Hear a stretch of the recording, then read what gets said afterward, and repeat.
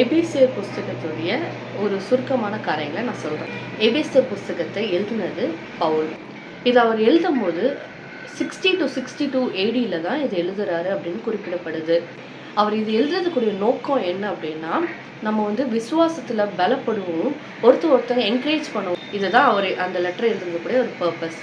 அவர் எங்கேருந்து எழுதினார் அப்படின்னா, அது சிறைச்சாலையிலேருந்து எழுதினார். ரோமர்கள் அவரை சிறைப்பிடிச்சு போயிடுவாங்க.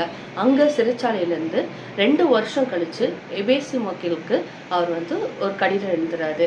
நீங்கள் கடலுக்குள்ளே எப்படி ஸ்ட்ராங்காக இருக்கணும், எப்படி ஃபெய்த்தாக இருக்கணும் அப்படின்றத எழுதுறாரு.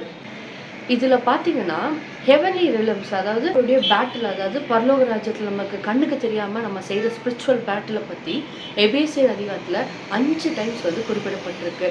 இந்த எபேசியர் அதிகாரத்தில் ஸ்பிரிச்சுவல் ரியாலிட்டி, அதாவது ஆவிக்குரிய காரியங்களில் நம்ம என்னென்ன செய்யணும், எப்படி இருக்கணும், நம்ம எப்படி நடந்து கொள்ளணும், கீ தீம் என்னன்னு பார்த்தீங்கன்னா, மைய பொருள் என்னன்னு பார்த்தீங்கன்னா, அதில் காஸ்பல் இருக்கும், தேவனுடைய நற்செய்தி இருக்கும். 2வது காரியம் பார்த்தீங்கன்னா காட்ஸ் பிளான், கடவுள் வச்சிருக்கிற எல்லா பிளான்ஸும் அதில் குறிப்பிடப்பட்டிருக்கும். 3வது பார்த்தீங்கன்னா practical instructions for Christian living, அதாவது கிறிஸ்துவ வாழ்க்கையை நம்ம வாழ்கிறதுக்கு தேவையான இன்ஸ்ட்ரக்ஷன்ஸ் எல்லாம் அதில் இருக்கும். அதாவது நம்ம எப்படி இருக்கணும், நம்ம பைபிள் வாசிக்கிறோம் ஓகே, ஆனால் நம்ம எப்படி அதை செயல்பாட்டில் கொண்டு வரணும், நம்ம வாழ்க்கையில் அது எப்படி செயல்பாட்டுக்குள்ளே கொண்டு வரணும் அப்படின்ற காரியங்கள், வழிமுறைகள் எல்லாம் எபேசியர் அதிகாரத்தில் குறிப்பிடப்பட்டிருக்கு. நியூ டெஸ்ட்மெண்ட்டில் இதுதான் 10வது அதிகாரம். அதாவது மத்தேயு, மார்க், லூக்கா, யோவான் இருக்குல்ல, அது மாதிரி அதில் 10வது அதிகாரம் 10வது சாப்டர் எபேசியர் புஸ்தகம். இன் கிரைஸ்ட் அப்படின்ற வார்த்தை 30 வாட்டி இந்த புஸ்தகத்தில் குறிப்பிடப்பட்டிருக்கு. கடவுள் மூலமாக, கடவுளுக்குள்ளாக அப்படின்ற வார்த்தை 30 வாட்டி எபேசியர் புஸ்தகத்தில் குறிப்பிடப்பட்டிருக்கு.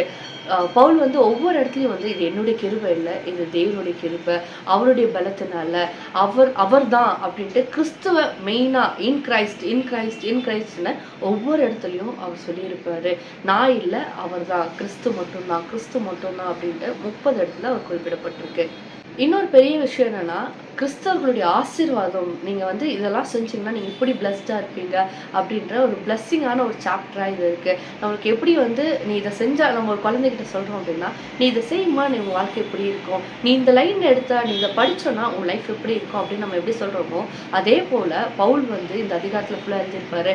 நீங்கள் கடவுளுக்குள்ளே இப்படி நடந்தீங்க அப்படின்னா, கிறிஸ்துவ வாழ்க்கையை இந்த மாதிரி நீங்கள் வாழ்ந்தீங்க அப்படின்னா உங்களுக்கு இந்த மாதிரி பிளஸ்ஸிங்ஸ்லாம் இருக்குது, நீங்கள் இப்படிலாம் ஹாப்பியாக இருக்கலாம், நீங்கள் கடவுளுக்குள்ளே எப்படி இருக்கலாம், கடவுள் உங்களை இந்த மாதிரி விதத்தில் ஆசீர்வதிப்பார் அப்படின்ட்டு அந்த ஸ்பிரிச்சுவல் பிளெஸ்ஸிங்ஸ் மட்டும் இல்லாமல் எல்லா காரியங்களும் நம்ம கிரைஸ்டுக்குள்ளே எப்படி பிளஸ்டாக இருப்போம் அப்படின்றதையும் அதில் குறிப்பிடப்பட்டிருக்கு.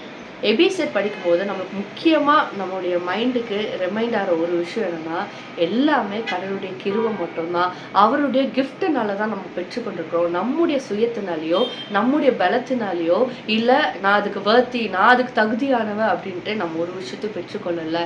எல்லாமே அவருடைய கிருபை, அவருடைய கிஃப்ட், எல்லாமே அவர் தான் இன் கிரைஸ்ட் அப்படின்றது மட்டும்தான் ரிமைண்டராக இது கொடுக்குது.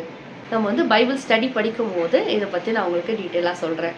அதே மாதிரி எபேசியர் புத்தகம் முழுவதும் நீங்கள் பார்த்தீங்க அப்படின்னா it's full of God's grace. கடவுளுடைய கிருபையினால நம்ம என்னென்ன பெற்றுக்கொள்கிறோம், கடவுளுடைய கிருபையினால நம்ம எப்படி மாற்றப்பட்டிருக்கிறோம், கடவுளுடைய கிருபையினால நம்முடைய வாழ்க்கை எப்படி இருக்க போகுது அப்படின்றத தான் நம்ம இந்த ஃபுல் அதிகாரத்துலேயும் படிக்க போகிறோம். எவ்வளோ ஒரு அற்புதமான சாப்டரில் கடவுளுடைய கிருபை இருந்தால் மட்டும் போதும், நம்முடைய வாழ்க்கை எப்படிலாம் மாறப்போகுது, என்னென்ன காரியங்கள் நம்ம வாழ்க்கைக்குள்ளே வரப்போகுது, என்னென்ன ஸ்பிரிச்சுவல் பிளெஸ்ஸிங்ஸ் நம்ம பெற்றுக்கொள்ள போகிறோம் அப்படின்றது எல்லாம் நம்ம படிக்க போகிறோம். ஒவ்வொரு வாரமும் வெனஸ்டே ஒவ்வொரு சாப்டராக நம்ம படிக்க போகிறோம். ஒவ்வொரு வசனம் என்ன சொல்லுது, அதோடைய வசனத்துலேருந்து நம்ம என்ன கற்றுக்கொள்கிறோம், அதுலேருந்து நம்ம என்ன ஜெபங்களை கற்றுக்கொள்க போகிறோம், என்ன ப்ராக்டிக்கலாக நம்ம லைஃப்பில் இம்ப்ளிமெண்ட் பண்ண போகிறோம், எல்லா காரியங்களும் நம்ம ஸ்டடி பண்ண போகிறோம். கடவுளுடைய கிருபை நம்மளை எப்போதும் நிரப்பி இருப்பதாக. ஆமென். B plus.